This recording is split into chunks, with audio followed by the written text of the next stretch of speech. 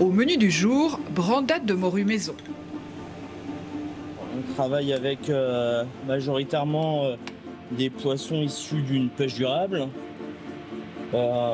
des pommes de terre d'un fournisseur qui est basé à quelques kilomètres d'ici.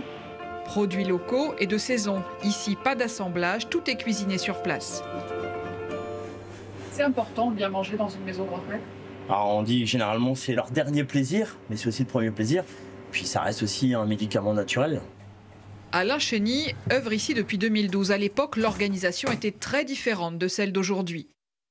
Il faut imaginer ici une pièce de restauration de 200 mètres carrés avec 75 habitants, plus tout le brouhaha que ça pouvait générer. Désormais, les repas sont transportés en chariot dans les étages et partagés dans des salles à manger de taille familiale. L'ancien réfectoire a laissé la place depuis 4 ans à une véritable brasserie, ouverte à tous, notamment aux familles des résidents.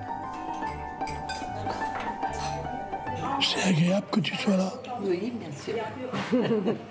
Ça sort de l'ordinaire par rapport à... Enfin, on mange bien là-haut aussi, hein. Mais on a plus de choix ici. C'est excellent.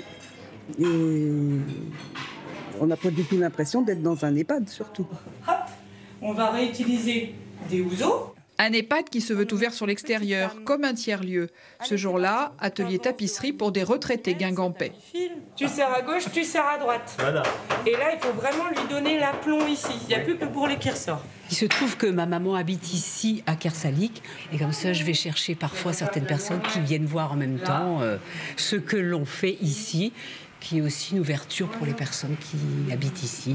Et tu le rentres dedans. Et on repart avec une nouvelle ficelle. Ils ne veulent plus sortir, donc à nous d'amener l'extérieur à l'intérieur pour avoir un partage de vie comme avant et avoir cette place citoyenne dans la cité.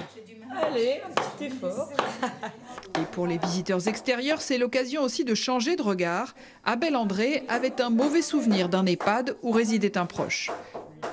On a le sentiment d'abandonner les personnes qui arrivent en grand âge. Ici, je dois admettre qu'il y a quand même beaucoup de choses qui sont réalisées pour que les gens s'y sentent bien.